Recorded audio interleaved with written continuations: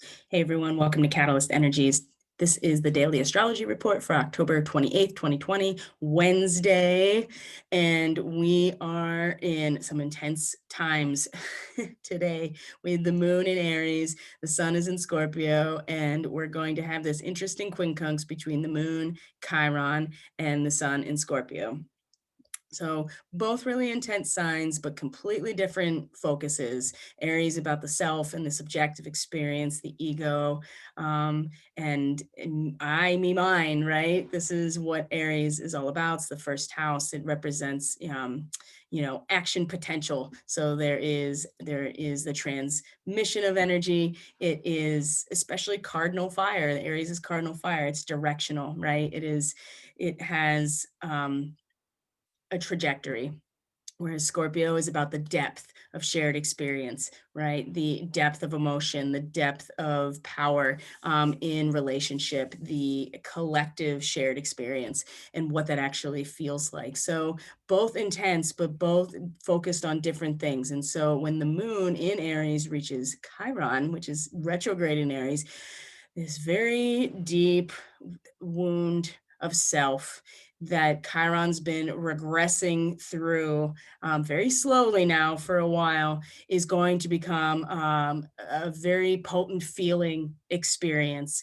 And it's very, as Chiron regresses back through Aries, it becomes much more focused on the self expression, as opposed to, as it goes along in Aries, you start to embody the creative potential of duality within the individual, right? It's being able to exist at two places at once and working with the polarities, because that's how electricity actually functions. But in very early Aries, it's still just about the one side of it. And Chiron, there is going to be a strong emotional, very emotional urge to express this part of ourselves. And it's a part of ourselves that needs to be expressed. It's the wounding of the divine masculine. It is the original shame. And it's the thing that we are all trying to act outside of ourselves in order to heal. And this quincunx, as uncomfortable and wild card esque it could be, it's going to provide a really good opportunity for an adjustment, because the sun, which is the center of our attention, how we are expressing ourselves, how we're fulfilling ourselves collectively, all of us right now, is in this, where there's a strong desire and a yearning to get to the depth and more meaningful places in relationship, investigate them, to go deeper, and to even the potential that the deeper meaning presents as the potential that is there is enough to pull us away from our comfort zone in order to go a little deeper, in order to find the depth of this meaning. So this is where you can get kind of obsessed as well, but really it's about the shared experience. And that's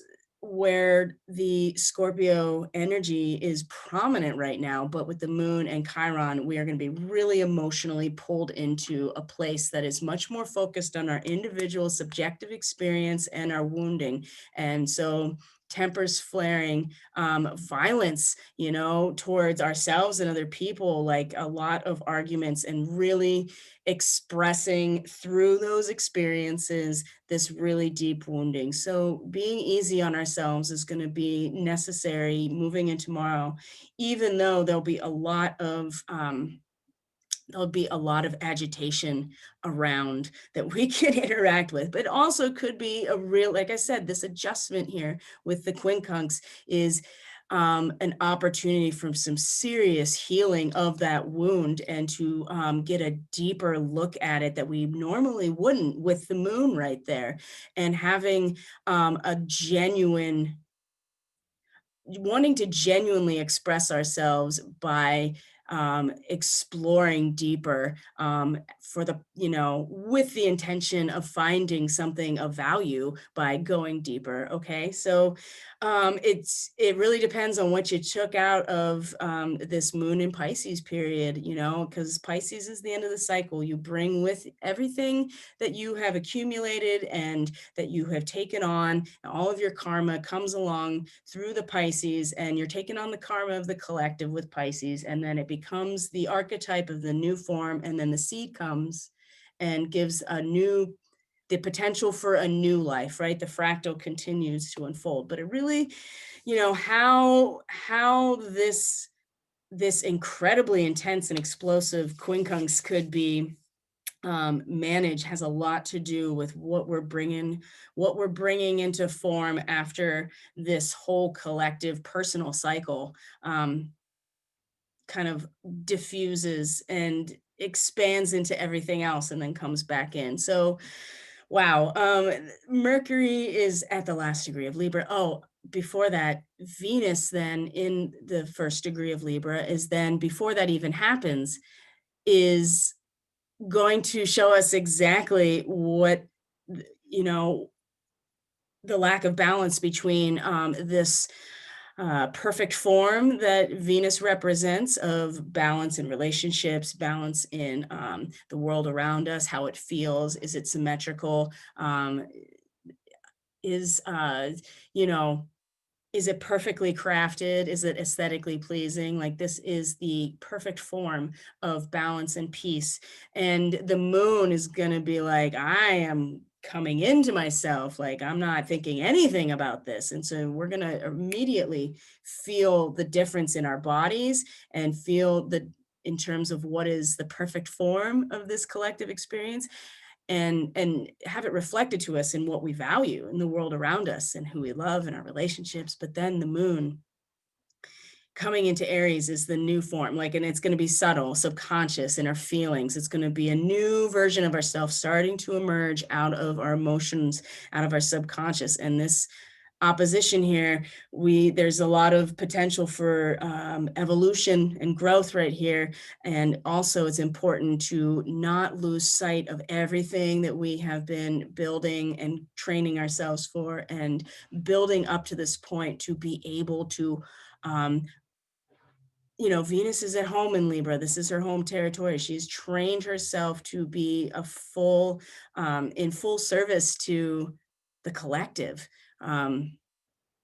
which is hard for Venus because it's all about what feels good. And now we get to this point. So she will help balance out this really emotional compulsion for this new aspect of self to really start to present in the face of being able to balance everything else around us. So there's a lot of opportunity for growth, but also a lot of intense energy that could cause even more disruption. And there's going to be valor in as a result of these situations, but not without some battering and bruising and a little bit of a fall from harmony with this moon meeting Chiron, just because it's going to force a lot of issues right out and up without as a result of wanting to understand some things deeper. You know what I mean?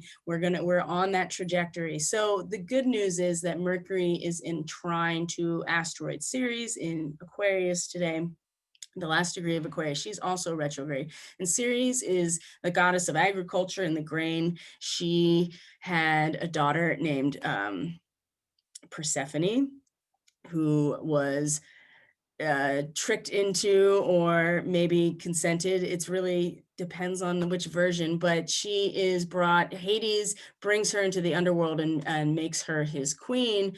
And her mother is Ceres, and she's so beside herself at the loss of her daughter that there is a deal brokered, and she gets her back half of the year. And so the other half that she is in the underworld, this is when the natural world is barren and it's technically winter. So it's just the cycles of life and death are symbolize in this narrative, in this story, and that the giving of the grain comes with a recognition and having to go through the process of being dead and barren and in the darkness. And so um,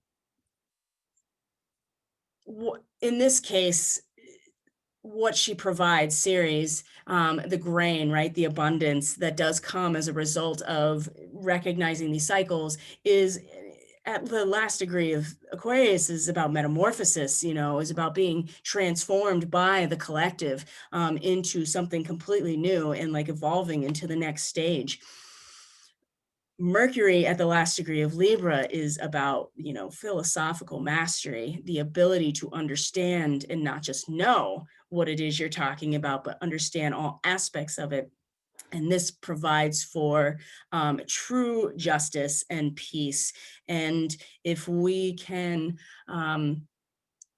if we allow our minds, as challenging as it's going to be, if we allow our minds to be sharpened by that level of intellectual, mastery, if we can apply that philosophical perspective to what's happening around us and within us, it's very much supporting this metamorphosis process, and potentially less, I don't know if it ever could be any less painful, but at least we can recognize that we are changing and we're evolving. And even at the most challenging, which it's going to be with the, if it hasn't already, with the moon meeting Chiron like this, it's just going to be disruptive and really intense.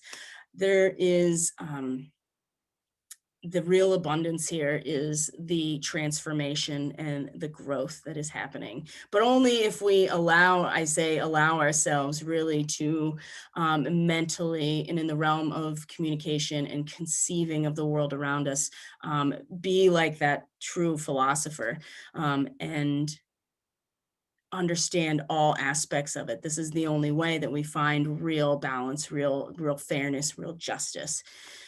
So take care of ourselves, be mindful that the agitation is high, and even if things seem to go wrong, to just be mindful that it's part of a growth process, and emerging as a new being, and that there can be incredible healing potential by things that come, by way of the things that come up that just absolutely make us want to tear our hair out on a really emotional and intuitive and even instinctual level. So if you want to get a deeper understanding of this, you're welcome to check out Facebook Live in the morning of the 28th, 9 a.m. Eastern Standard Time, where it's much more of an intuitive message that's part of an intuitive message that's an addendum to what's going on here. So we're getting a sense of where this is going, and then adding the intuitive transmission onto it as we then really start our day with such a very activated space. So take care of yourselves. I'll see you on the next astrology video.